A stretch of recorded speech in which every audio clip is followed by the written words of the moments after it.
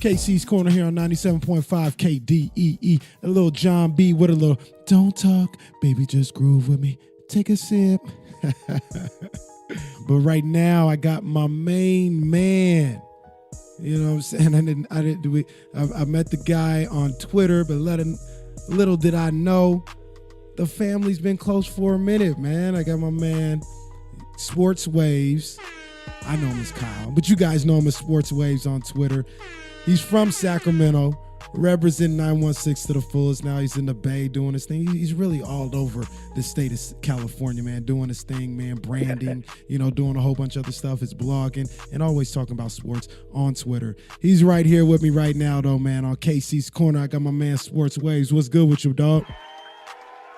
Oh, man, what's going on, man? Happy to finally connect with you, man. It's been about a year since we did the last show, so it's always good, man. Love to connect with you. Yeah, man, always good times, man. Always good times. I'm still, it's been I slept on it and everything, and it's been a whole night, but I'm still a little hot about that Kings Warriors finish last night, man. Come on, man, we got to finish that one off, man.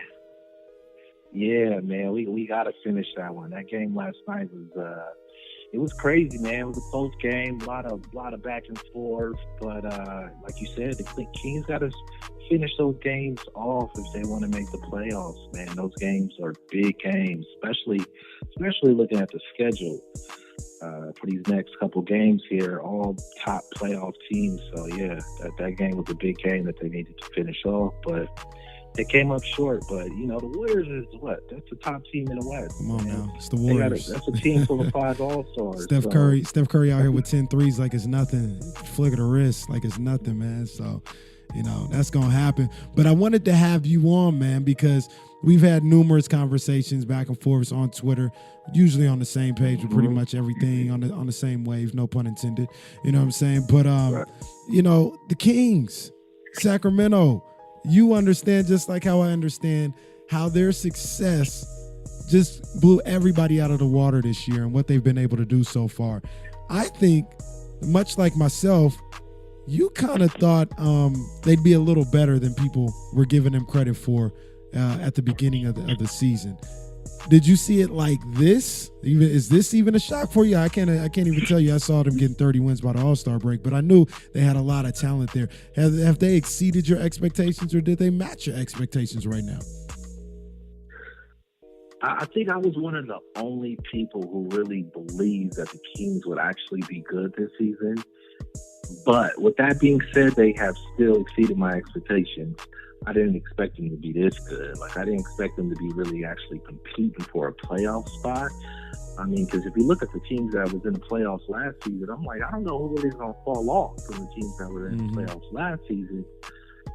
So they were going to have to make a really big leap in order for them to really get over that hump to be a playoff team. And little did I know that they would be this good. But a lot of the young players have really took the step. Took it to the next level, from Buddy Hield, De'Aaron Fox. Everybody really turned it up to the next level, and it's really showing, and it's really took the lead by surprise. A lot of people didn't really believe in the Kings. I read it all over Twitter. Even the Kings fans didn't believe that the Kings would even be good this year. Yeah, Kings Twitter was talking a little crazy about the Kings even. You know what I'm saying, at the beginning of the season.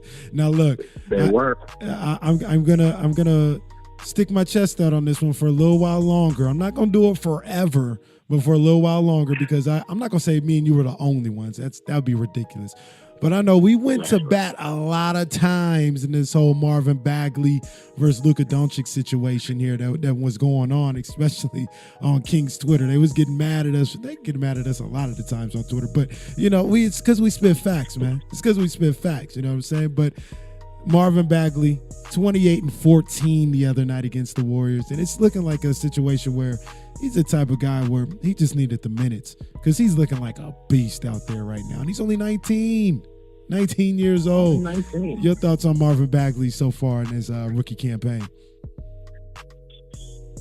I look at it.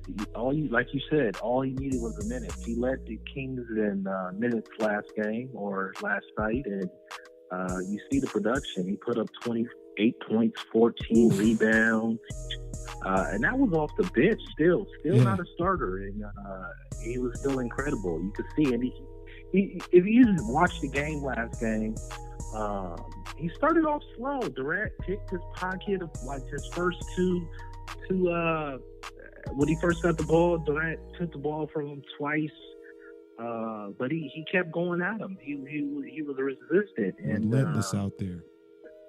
Relentless out there, man, and he really showed up, man. So I got my man Sportswaves in the building here on KC's Corner, chopping it up with me, man. We talking little Kings. We gonna get in the rest of the NBA in just a little bit, but right now we gonna focus on the Kings because I want to know from you. I'm on record as saying that they're going to get this done. They're going to get into the playoffs. It's a tough road, especially coming out of the All-Star break when you got OKC tomorrow, you got Minnesota, you got Giannis coming to town next week, Boston's on the horizon, Philly, all these guys, but I think they're going to get in. I'm going to ask you, are they going to make the playoffs this year? Are they going to end the drought this year in Sacramento?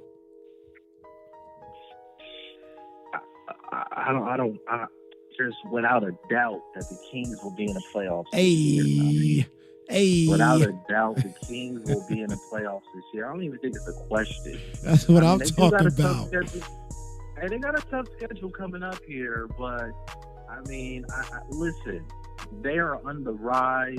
I don't see why they won't make the playoffs. I mean, the only team they really got to compete with is the Lakers, and I think the Lakers might even get in. But if the Lakers get in, I think two teams that's currently in will drop, and I'm thinking those two teams will be the Spurs, and I think the Clippers are going to drop out as well. Yeah. And I see the Kings and the Lakers jumping in for those last two playoff spots, but I definitely see the drought ended. The last time the Kings were in the playoffs was 2006. In 2006, if you recall, I don't even think we had Uber. No. I don't even think Twitter was a thing. No. It was a whole new generation of people walking around Sacramento in 2006. Last time the Kings were in the playoffs. Seriously. I agree with you 100% on that, and I agree with your take on the Spurs, too. I got my eye on the Spurs. A lot of people say the Jazz, too. I think the Jazz will hang in there, but I got my eye on the Spurs. I think there's two spots available. Everybody talking about the 8th seed. I think that 7th seed is up for grabs as well. So it's going to be interesting to see how that one plays out. I want to ask you one more thing about their playoff push.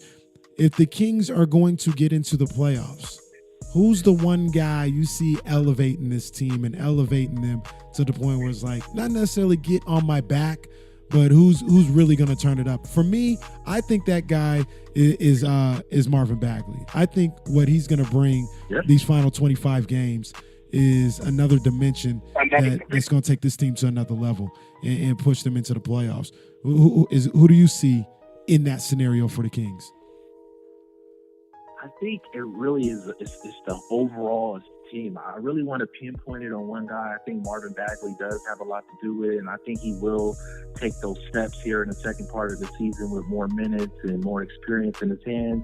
I do see him turning it up, but I really think overall as a team, I think De'Aaron Fox is going to need to keep attacking and keep playing well. I think he's averaging about 18 and 7 right now. So he's going to need to keep playing well. I think Boggy is now in the starting lineup. Bogdan, I think he's going to need to keep shooting it well, but Buddy's going to need to keep playing well. So I really think as a team that they will need to just keep playing well, keep playing together, and keep playing with that swagger that they had with Amon Shepard on the team. I think shout out to Amon. A lot of confidence. Yeah, man, there's still a lot of confidence, swagger. They can have that scores mentality all the second half of the season. I really see them taking some big leaps forward to securing a spot. I like that. I got my man Sportswaves here in KC's Corner, man. Hey, man, we're going to take a little break real quick, but you got to hang with me because we're going to come back on the other side, and we're going to talk about the rest of the NBA, what they got going on. We're not going to just keep it King-centric. We're going to talk about everybody, all right? Everybody will get equal opportunity, all right? And I also want to talk on this college basketball situation. Zion Williamson got hurt the other night in Duke. in their game against North Carolina, and had a bad fall, and it just spawned this whole thing about should kids in those situations have to go to college, and is he wasting his time? Should they be paid? All this other stuff. I want to talk about all that because I know you got some good insights on that, and you got some good perspective. So we're gonna take a break real quick. I got my man Sportswaves here on KC's Corner, and when we come back, we're gonna give you the rest of that NBA talk and a little college basketball talk, man. KC's Corner here on 97.5 KDEE.